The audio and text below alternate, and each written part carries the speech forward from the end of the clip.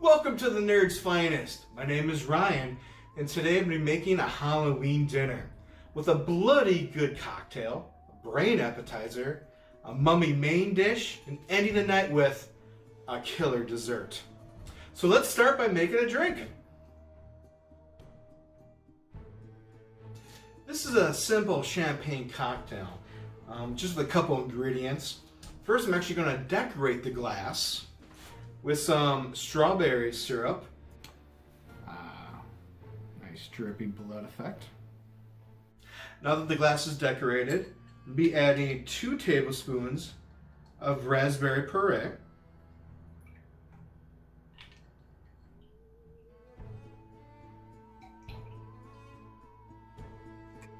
One teaspoon of OJ. And I hate pulp, so this is pulp free.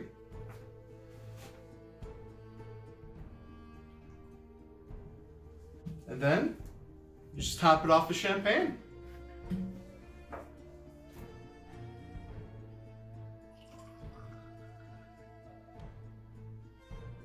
A little stir.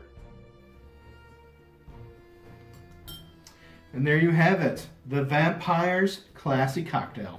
At first I thought the syrup was going to make it too sickly sweet, but with the tartness of the raspberries and the citrus of the OJ, it makes it, in the words of Thanos, perfectly balanced.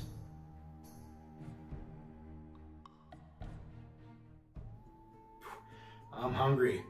Let's have some brains. This is the shrimp brain appetizer. So I'm working with cocktail shrimp. Now you can either make the shrimp yourself, bake it, or buy pre-made cocktail shrimp. Dealer's choice. You want the ends pointed towards the middle of the plate.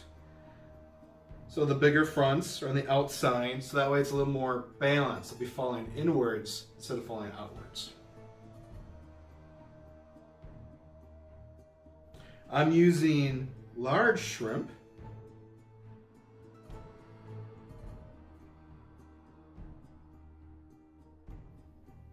Once you got the outer rim done, go ahead and fill the middle.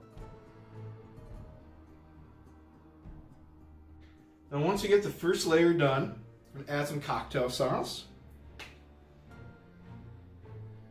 So after you put down the cocktail sauce, I like to use a barbecue brush to spread it around. Just kind of dab at it.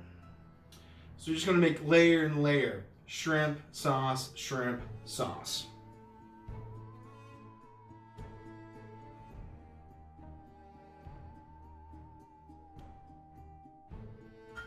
After you get a couple layers done, you kind of want to squeeze it together because a brain's not a perfect circle. A little bit of an oval shape to it, so you're going to squeeze the sides a bit. There we go. And just keep adding layers.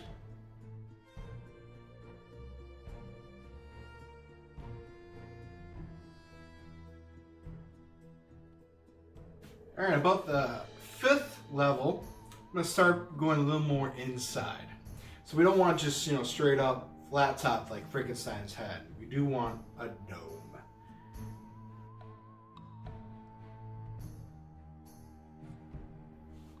For the sides, I like to put the sauce in a bowl and then just paint the outer rim.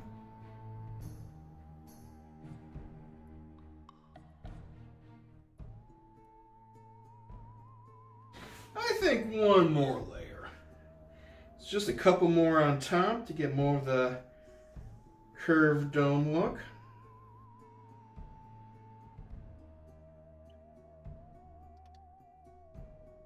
All right, the last thing to add to it, we're going to make veins for the brains with delicious roasted bell peppers. Just take it straight from the jar and just add it to the shrimp. Gives that little bit of extra wow factor. I kind of like to be a little more chaotic with it. Don't do all simple, even layers. Just go crazy with it. Go all over. And whenever you feel like you have enough, you're good to go. And voila, brain appetizer. The most delicious smart food you'll have this side of the Mississippi. Now you can dig in with a fork or, and what I'm going to do here, with a toothpick.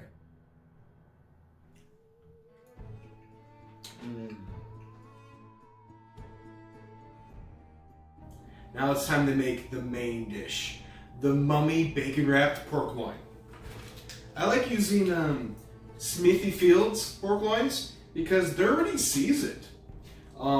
Just have to open it up, you're good to go. But with this, what I'm going to do is wrap it mummy style with bacon. For this one, I'm using the roasted garlic and herb seasoning. To create the illusions of shoulders on the mummy, I'm going to be cutting off the top and the bottom and then putting it on the side. Just a couple inches from top and bottom.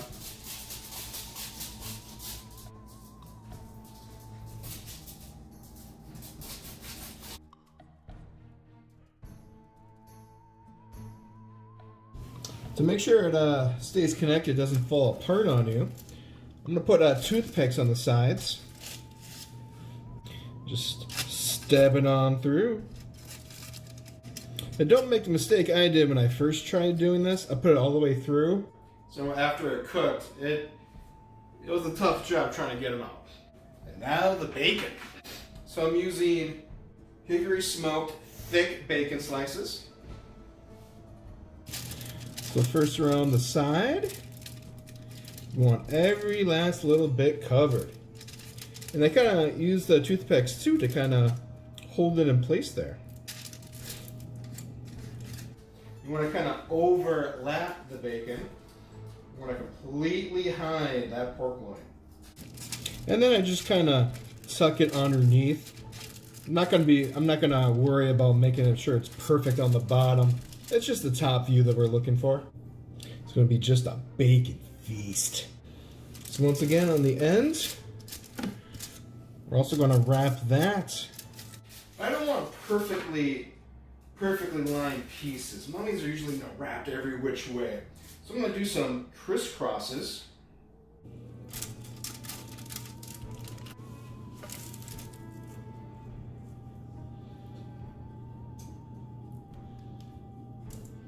So I love making Halloween food. It's not supposed to be perfect. You want those imperfections. In case some of the pieces kind of rip and tear, I think that's part of the look. There we go. Bacon wrapped mummy pork loin. And you don't really need to season it since the pork itself is already pre-seasoned. But I like putting a little bit of garlic on the bacon. To me it looks a little more gritty, so I like to call it mummy dust. Looks nice and gritty, but still delicious. So I have the oven on at 400 degrees. I usually do about 20 minutes a pound. This is about just a shy under 3 pounds. It's like technically 2.48 or something like that. So I'm gonna put it in the oven for about between 50 to 60 minutes. While the mummy's cooling off, let's make some eyeballs. To make the eyeballs, I'm going to use Baby Bell cheese and large olives. If you really wanted to, you can use 2 Baby Bells. What I'm going to do is actually just slice it in half. Peel that apart. So you got the cheese. See how it curves on each side? So we're going to cut it in the middle. And the flat side will be on the bottom. So you just have the curve just on the top. Grab an olive. Cut off an end. Cut off the opposite end. Use the bigger part of the middle. Cut off one end. Cut off the other. And if one's a little bit bigger than the other, go ahead and keep on cutting.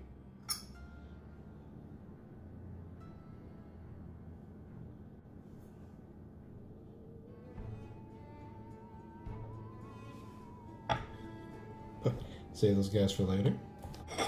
And you have 2 eyeballs. Let's reunite these eyes with their mummy. Remember, folks, it's all about presentation. Ooh.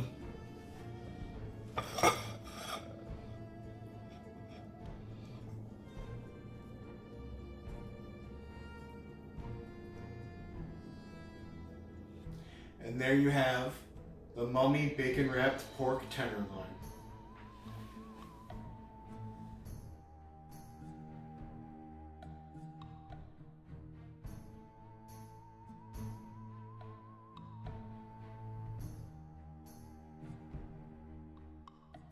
For the side dishes, I'm going to have mashed sweet potatoes and white cheddar mashed potatoes.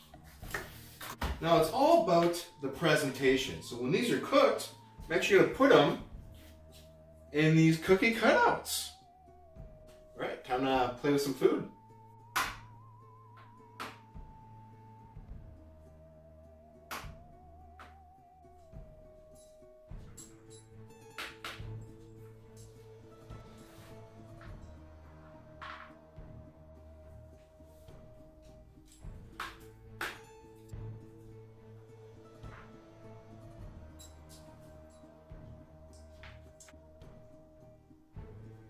Ha-ha.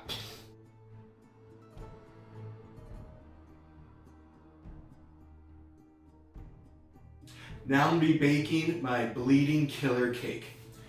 I'm using the Betty Crocker Super Moist Red Velvet Cake Mix because there's only a couple ingredients: water, vegetable oil, and eggs.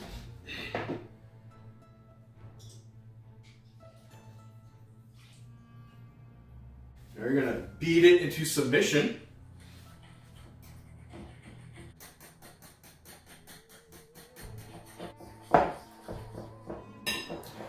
Mix is all done. The cake I'm making is going to be a 4-layer cake. So I actually got 2 boxes because each box can make 2 layers. I'm going to be making them 9-inch, and I have 9-inch pans right here. I'm going to be cooking 2 at a time. The first couple attempts I made at making the cake, I didn't put enough oil on the bottom and just broke apart every time I tried to take it out. So this time, plenty of cooking oil. Not drowning in it, but still, healthy amount. So I'm going to split the one mix between the 2 pans.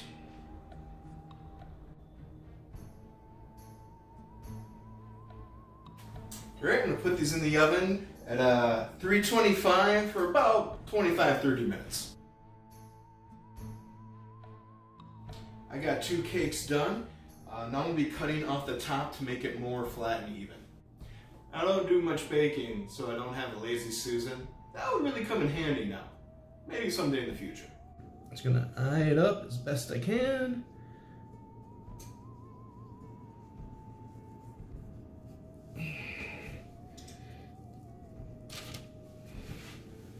Not too shabby. No, I don't throw this part away. This is something you can snack on in the meantime. Now the second one. Same thing, just a little off the top.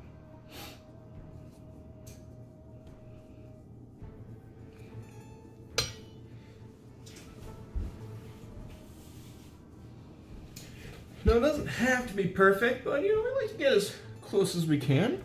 Okay, that's not too shabby. I'm gonna put the cakes on a cake board. The outer layer is going to be chocolate, but the layers between the cakes, red buttercream frosting. I like to mix the frosting a little bit first, right out of the container. It's a little stiff. We gotta work it up a bit. Before I put the cake on the cake board, I'm actually gonna put just a little bit of frosting in the middle. In my research for how to bake cakes, they mentioned how this will keep the cake from sliding all over while you're decorating it. Just a little dab.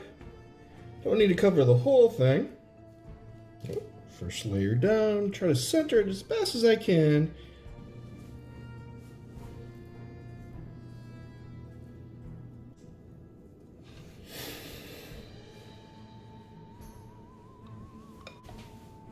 Oh. All right, so trying to pick up my second layer. It's already breaking on me. So it's soft, gentle hands.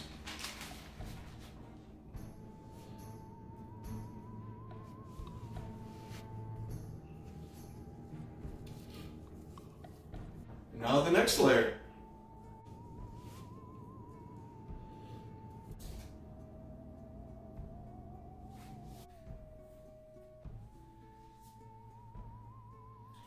I'm actually going to flip it upside down. See if this side is a little bit tougher for spreading the frosting on so it doesn't get all eat up and chewed up. More red frosting.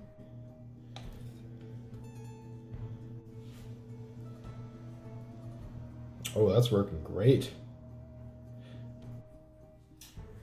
Even though I'm going to put another layer on top, that top coat's going to have the chocolate frosting. So I'm going to use up what I have left of the red frosting.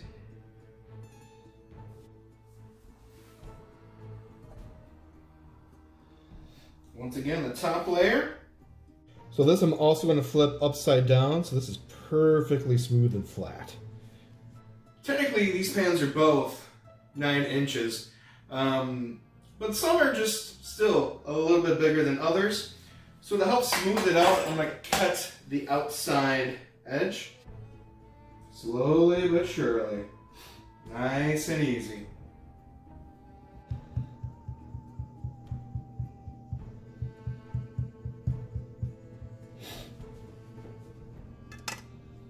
Some more treats for later.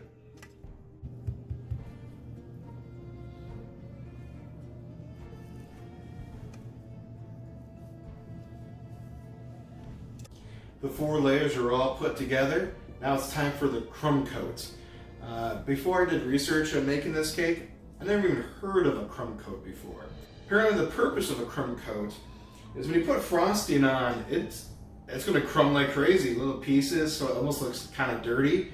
So you put on a thin, light coat of frosting, put it in the fridge and let it chill from like 20 minutes or to an hour, and take that out. You can put more frosting on and not worry about getting more broken up. I want the frosting to be black. Doing research for this, looking at Google, YouTube baking videos, found out that you can take white frosting and add black food coloring to it. But you have to add a lot of food coloring. And if you add a lot of black food coloring, it'll make the frosting actually bitter. One other way is adding dark cocoa powder. Before that, I'm actually taking chocolate because it's already halfway there. So I'm going to take chocolate frosting, add a couple drops of black gel food coloring, and I'm thinking about half a cup of Hershey's Special Dark powder, because you can always add more later.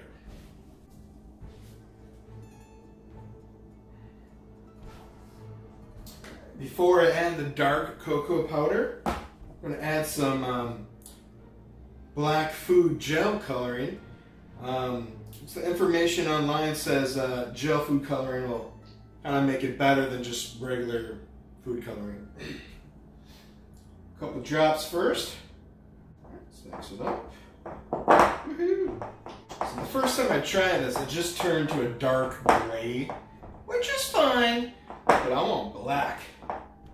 Like midnight black. Alright, before I add any more food gel coloring, and I know I said earlier half a cup. We'll try a quarter cup first. Quarter cup, the Hershey's Dark Cocoa Powder. Woohoo! It's flying everywhere.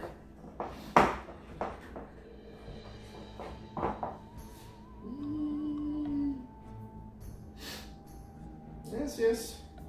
A darker brown, but still brown.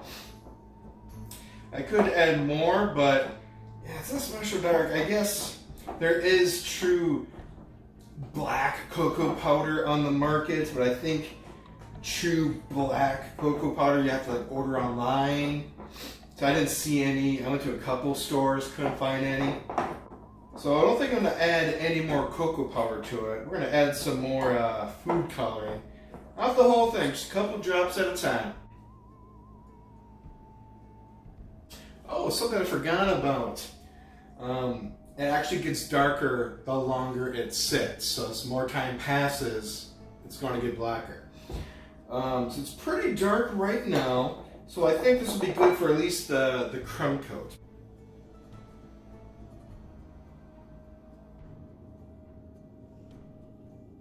Yep, so it doesn't have to be very thick, just enough to get on. Because it's already, yep, hence the name crumb coat, because it's already starting to crumb.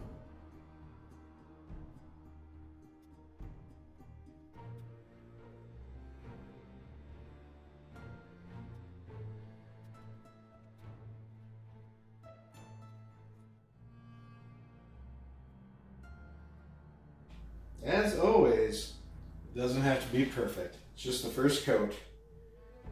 Right, crumb coat is done. I'm going to put it in the fridge for about an hour to make sure it really firms up. Crumb coat is set. Time for the next layer of frosting.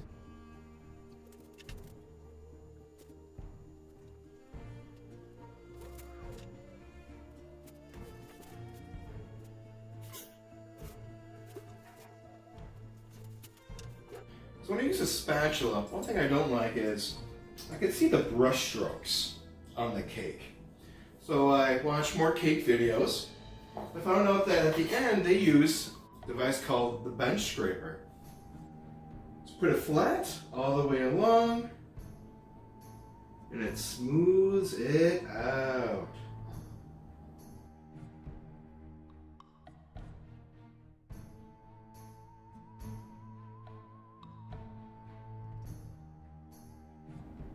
Okay, the last layer of chocolate frosting is on the cake. I'm going to put it back in the fridge for another 20 minutes so it can firm up for the last part. The blood topping. For the blood effect, I'm going to be using candy melts. More exactly, I'm going to be using Wilton's candy melts. The reason why I like these is because they're microwavable. You don't have to do a double boiler to melt it.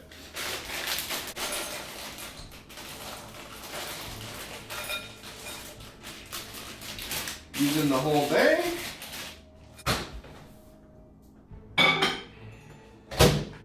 So melt it for a minute, stir it around, and then if it's not ready yet, I'll melt it for another 30 seconds, then keep going back and forth at 30-second intervals.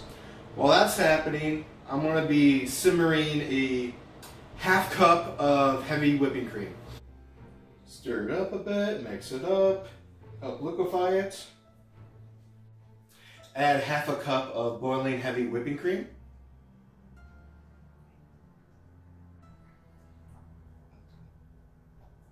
And I want to make sure it's blood red, not just a pretty pink.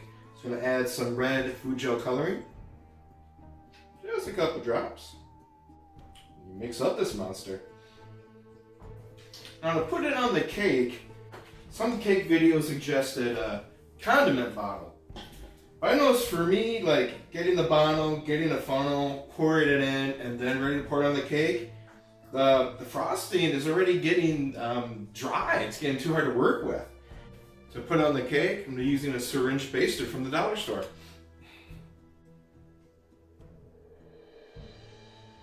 And then just spray it around the edges.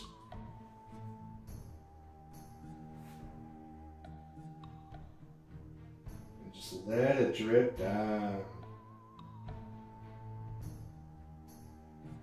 And as always, don't be afraid of making a mess. It's part of the fun and the illusion.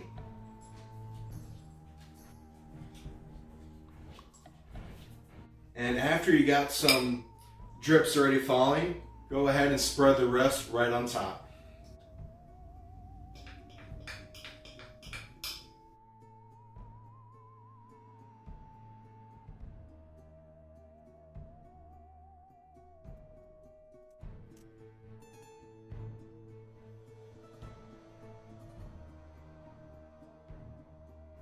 And there you have the bleeding cake. that's not good enough. Let's add a little more decoration to it. Why is the cake bleeding? Because it's been stabbed, of course. And there you go. The bleeding killer cake. And for even a more bleeding effect, I'm going to be using this blood candy spray cherry flavor.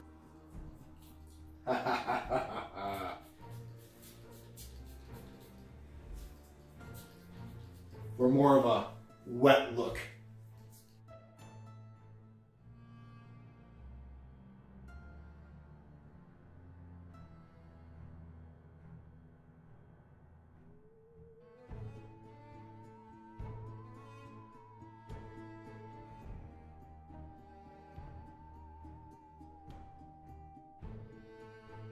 And there you go, a full Halloween dinner. Cocktails, appetizers, main course, side dish. Oh, check out this cake. Out of everything here, I think this is my favorite. For the Nerd's Finest, my name is Ryan. Happy Halloween, everybody.